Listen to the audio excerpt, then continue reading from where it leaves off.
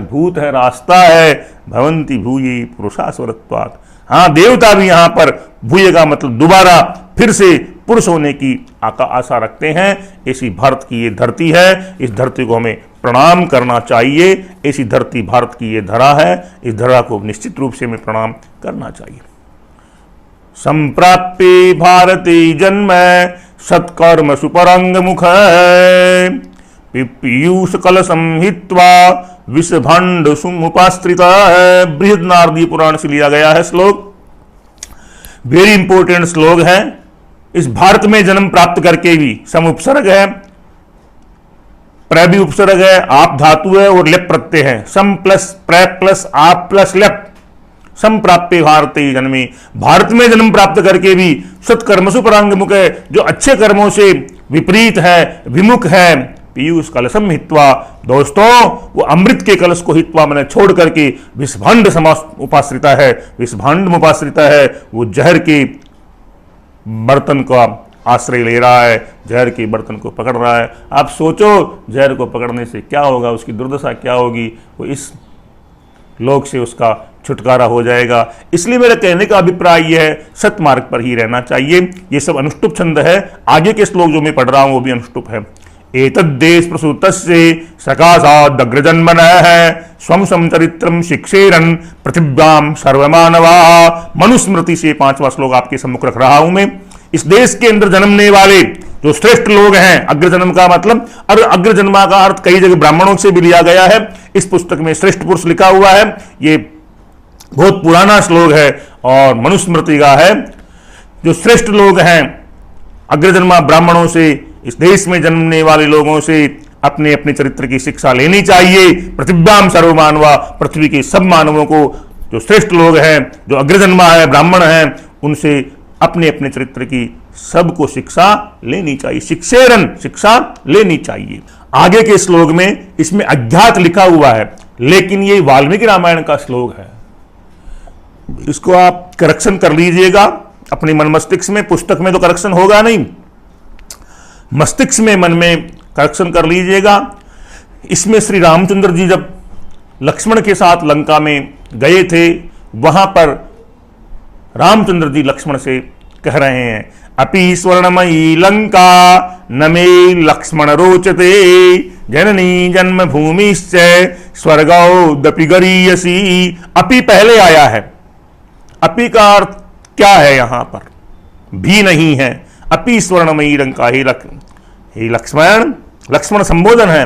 हे लक्ष्मण, ये सोने की लंका क्या मुझे अच्छी लगती है? नहीं नहीं नहीं नहीं नहीं। अपि स्वर्णमयी लंका, सोने की लंका भी लक्ष्मण मेरे को अच्छी नहीं लग रही है। क्यों?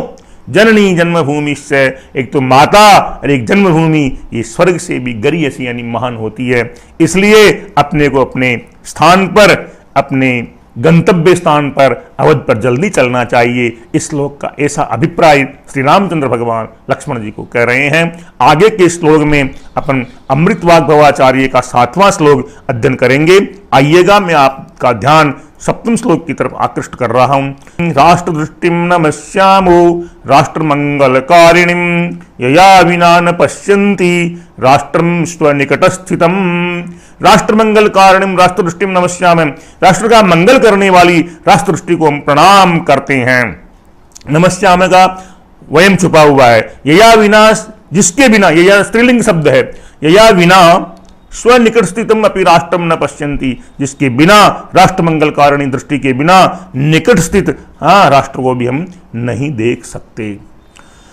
समान संस्कृति मताम यावती पितृपुण्य भू तावतिम भूम आवृत्ते राष्ट्र में एकम निगद्यते। इसमें एक राष्ट्र की बात कही है इस श्लोक में।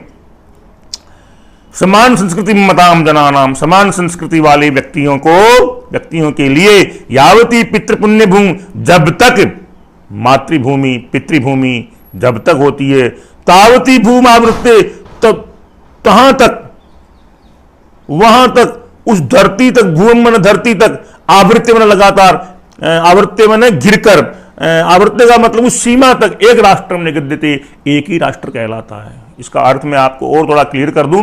समान संस्कृति वाले जनों को जब तक वो रहते हैं तब तक तब तक जहां तक वो रह रहे हैं उस धरती का एक ही राष्ट्र कहा जाता है।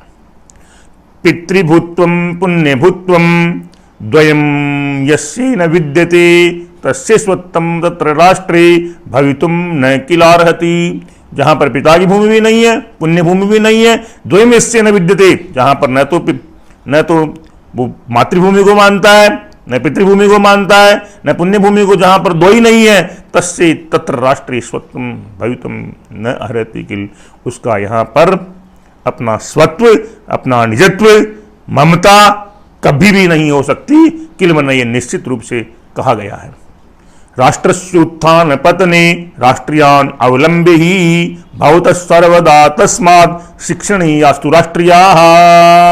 राष्ट्रियान अवलंबे ही, राष्ट्रियान का मतलब है राष्ट्र में निवास करने वाले जो घटक हैं, जो मनुष्य हैं, उनका सहारा लेकर, उनका आश्रित्य लेकर ही, उनका आश्रय लेकर ही राष्ट्र का उत्थान और पतन हो सकता है।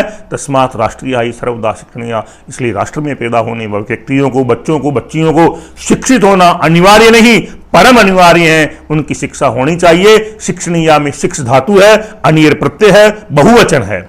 विद्या शस्त्रम च शास्त्रम च द्वे विद्ये प्रतिपत्तये शस्त्रेण रक्षते राष्ट्रे शास्त्र चर्चा प्रवर्तते।